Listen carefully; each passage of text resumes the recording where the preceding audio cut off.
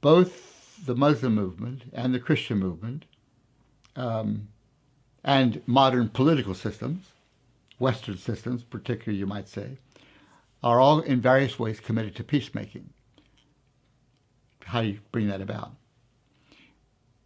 Well, within the Muslim movement, as the issue of how to establish the Dar al-Islam became very, very, very pertinent, very significant in Muhammad's preaching and teaching and proclaiming there in Mecca. And he was unable to really establish the Dar al-Islam in its fullness there in the Mecca experience. In the midst of all of that, the leadership of Medina sent messengers to Muhammad in Mecca, asking him to come to Medina and become their general, their prophet, their teacher, their leader, their political leader, and to establish the Dar al-Islam now in Medina. And Muhammad accepted that invitation. And so he migrated from Mecca to Medina. That's the Hijrah. That's the beginning of the Muslim era. Muslims tell me that is the most important event in the history of the world, because here a prophet of God acquired political and military power, and with that power was able to establish God's kingdom on earth. That's the one journey. The Hijrah is very much at the center of that journey.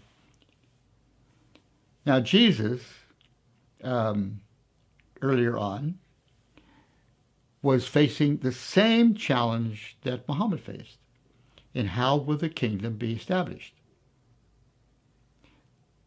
And while Jesus is ministering in Galilee, northern Palestine, as his mission is unfolding, the Galileans came and by force attempted to make him become their king. And we know there was an army in Galilee ready to follow him. They were called the Zealots. The Zealots were fighting the polytheists. And so the invitation is for Jesus to join the Zealot army, become the general in that army, establish the kingdom of God, beginning in Galilee, and then extending that kingdom to the ends of the earth. That's what the invitation was about, when the Galileans came and by force attempted to make him become their king. Jesus rejected that invitation. And instead of that, he set his face. Luke's gospel is very interesting. It says he set his face. He was determined. He set his face to go to Jerusalem. And he tells the disciples, we are going to Jerusalem, and there I will be crucified, I will be beaten, they will mock upon me, they will mock me, they will spit upon me, I will be crucified. And the disciple says, no, you can't be crucified, you're the Messiah, that's an impossibility. And Jesus rebuked the disciples very sharply for that objection.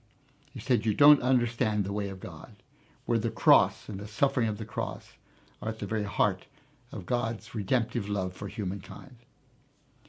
And so Jesus heads to Jerusalem, and when he arrives at Jerusalem, he gets on a colt, on a donkey.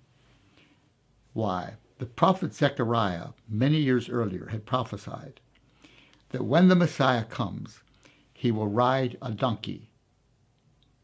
And so Jesus rides a donkey.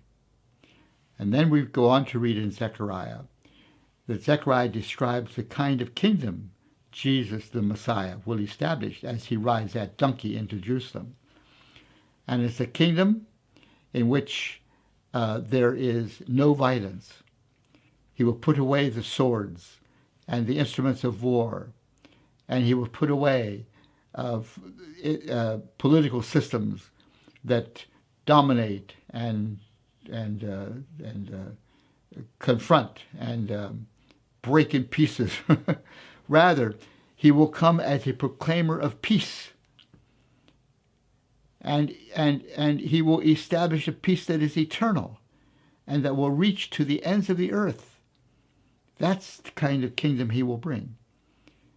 And when the disciples, after they entered Jerusalem, attempted to defend Jesus violently with the sword, Jesus says, "No, put away your sword. That's not the way of my kingdom. I could get 10,000 soldiers, but I won't do it.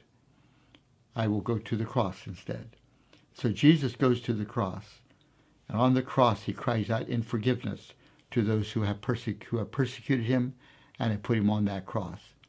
And so we find these two movements go in radically opposite directions.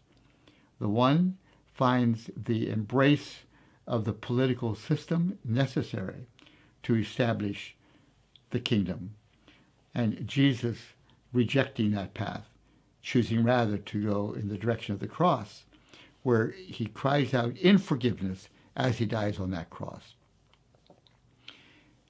The third journey comes to us through Constantine, 400 years after Jesus, where he is entering into Jerusalem, into Rome now, leading thousands of soldiers in his fight against Maxentius, his enemy. And as he is approaching Rome, he orders that his soldiers place the sign of the cross on the shields of his soldiers. And so he went into battle under the sign of the cross. And he won the wars.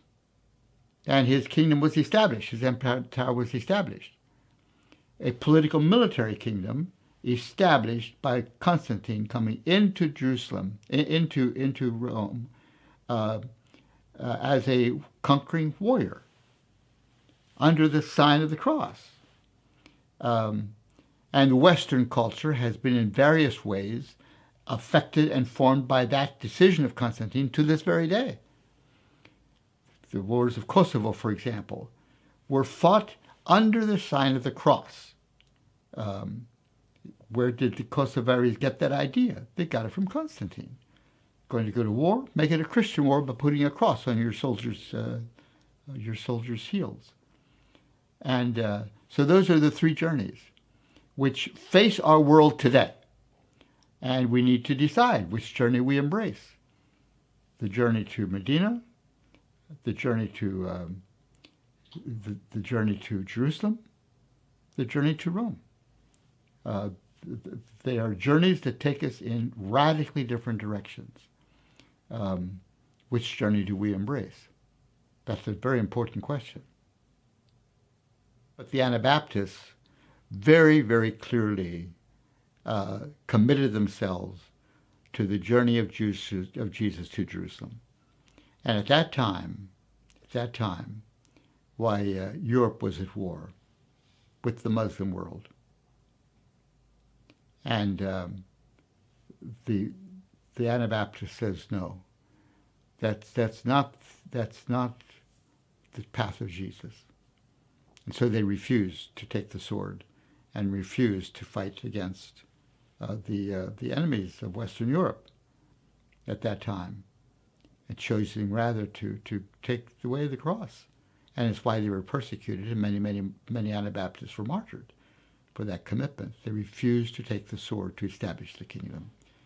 They in their hearts, they saw another kingdom completely that Jesus was coming to establish, centered in redemptive love.